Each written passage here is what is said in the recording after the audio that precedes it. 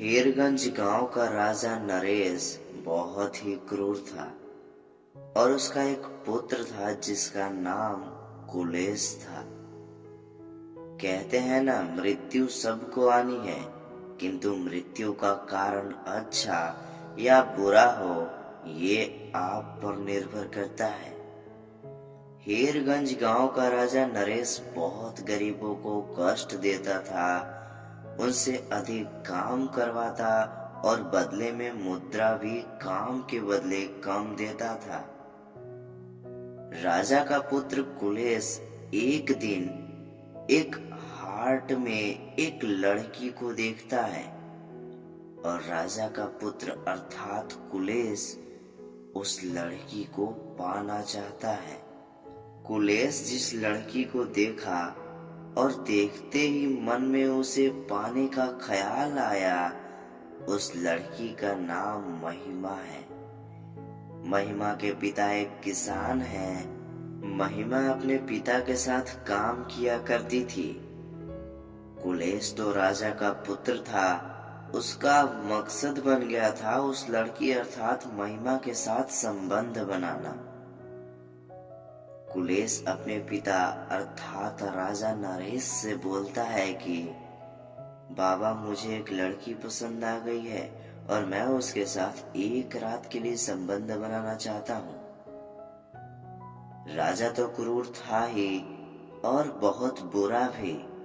राजा नरेश बोलते हैं अपने पुत्र कुलेश से, पुत्र, तुम राजा के बेटे हो, जाओ उसे प्राप्त करो। अगले दिन कुलेश महिमा के घर जाता है। कुलेश अपने साथ सैनिकों को भी लेकर जाता है और महिमा के पिता से बोलता है कि मुझे तुम्हारी पुत्री पसंद आ गई है, मैं उसके साथ एक रात के लिए संबंध बनाना चाहता हूँ। माधव अपने अंतर मन से ये सब देख रहे थे। महिमा के पिता वो डर जाते हैं ये सुनते ही, क्योंकि वो कर ही क्या सकते हैं अब, क्योंकि कुलेश राजा का जो पुत्र है। किंतु महिमा अपने घर से बाहर आती है और बोलती है, मैं नहीं डरती हूँ, मैं तुम्हारे साथ संबंध कभी नहीं बनाऊंगी, मुझे छूने का प्रयास भी मत करना, क्योंकि मैं स्त्री हूँ। यदि मैं सृजन कर सकती हूँ तो विनाश भी ला सकती हूँ। कुलेश गुस्सा हो जाता है। गांव वाले भी देख रहे थे, लेकिन किसमें साहस जो राजा के पुत्र से बैर करे। कुलेश अपने सैनिकों से बोलता है कि बंदी बना लो इन पिता और पुत्री को। महिमा मन ही मन बोलती है, हे ईश्वर, क्या हम गरीबों का कोई अस्तित्व नहीं? क्या हमारी कोई इज्जत नहीं? मैं खुद पे और ईश्वर पे पूर्ण विश्वास रखती हूँ कि मेरे साथ कुछ गलत नहीं होने देंगे। मैं अंत तक प्रयास करूंगी। माधव ये सुनते ही मन क्रोध होते हैं, किंतु सही समय के आने का प्रतीक्षा भी कर रहे थे। महिमा ये बोलती है मन ही मन, और राजा के सैनिक महिमा और महिमा के पिता को बंदी बना लेते हैं। राजा के दरबार में महिमा और उसके पिता को लाया जाता है, किंतु दरबार में केवल राजा नरेश और उनका पुत्र कुलेश ही होते हैं। महिमा का पिता कहते हैं राजा जी से, मैं महिमा का पिता हूँ, उसकी रक्षा अवश्य करूंगा, फिर उसके लिए अपनी जान ही क्यों न गंवाना पड़े। राजा नरेश ये सुनते ही क्रोध में आ जाते हैं और अपने सैनिकों से कहकर दोनों को कारागार में भिजवा देते हैं। अगले दिन कारागार में महिमा और उसके पिता के लिए कुछ कैदी जैसे भोजन दिया जाता है, किंतु दोनों उस भोजन को ग्रहण भी नहीं करते। गांव वाले भी ईश्वर के मंदिर में जाकर प्रार्थना करते हैं हे ईश्वर, हमारी रक्षा कीजिए। आज मंगेश और उसकी पुत्री महिमा पर यह संकट आया है। हो सकता है आने वाले भविष्य में हमारे पुत्रियों पर भी संकट आए और हम में इतना साहस ही नहीं जो राजा के विरुद्ध हो जाए। माधव के नयन से अश्रु निकलने लगते हैं, किंतु फिर भी माधव बोलते हैं, धैर्य साधिए, अंत में सब शुभ ही होगा। ईश्वर भी तभी किसी की सहायता करते हैं जब वो व्यक्ति गहन परिस्थिति में भी अपने बात पर अडिग रहे और खुद पे और ईश्वर पे विश्वास रखे। तभी ईश्वर भी सहायता कर पाते हैं। रात्रि हो जाती। राजा नरेश का पुत्र कुलेश बिना अपने पिता को कुछ बताए खुद से चला गया उस कारागार में जिसमें महिमा और उसके पिता मंगेश थे। और जाते ही कुलेश महिमा के साथ गलत करने का प्रयास करता है। तभी महिमा के पिता मंगेश उसे रोकते हैं। तभी कुलेश अपने सैनिकों द्वारा महिमा के पिता मंगेश की हत्या करा देता है। माधव ऐसे हो गए थे जैसे मानो एक असहाय मनुष्य, किंतु वो सही समय की प्रतीक्षा कर रहे थे। कुलेश महिमा के पिता की हत्या के बाद महिमा को स्पर्श करने जाता है। तभी महिमा बोलती है कि मैं खुद पे और ईश्वर पे पूरा विश्वास करती हूँ और करूंगी। मैं तुम्हारे स्पर्श से पूर्व मैं मृत्यु को प्राप्त हो जाऊं, ये मंजूर है।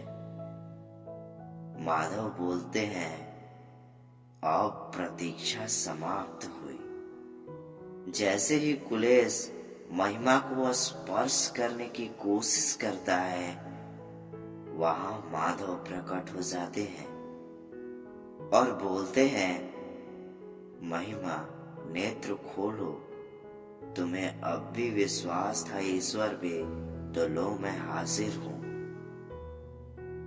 कुलेश डर जाता है, किंतु फिर भी उसके पापों का घड़ा भर चुका था, इसलिए माधव उसे दंड देते हैं, मृत्यु दंड। सुबह होती है और गांव के सभा में कुलेश को दंड देते हैं माधव, मृत्यु दंड। सभी गांव वाले, राजा नरेश, महिमा सभी उपस्थित थे। माधव बोलते हैं, आप सभी को पता है राजा इतने अत्याचारी है, लेकिन फिर भी मैं नहीं आया और इसके पुत्र ने एक स्त्री को गंदी भावनाओं के साथ स्पर्श करना चाहा, तो मैं स्वयं यहाँ उपस्थित हूँ और कुलेश को आज मृत्यु दंड मिलेगा। इस संसार में सबसे बड़ा पाप है नारी का असम्मान करना, नारी के विरुद्ध उसे जबरदस्ती गंदी भावनाओं से स्पर्श करना। ये सीख है आने वाले भविष्य के लिए।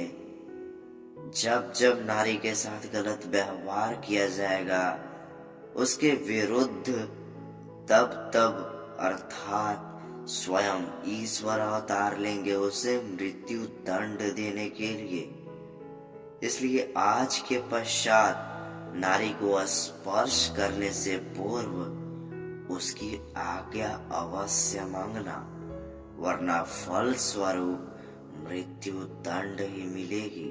सभी गांव वाले हाथ जोड़े हुए रहते हैं और माधव स्वयं कुलेश को सबके समक्ष मृत्यु दंड देते हैं और राजा नरेश को एक अवसर देते हैं।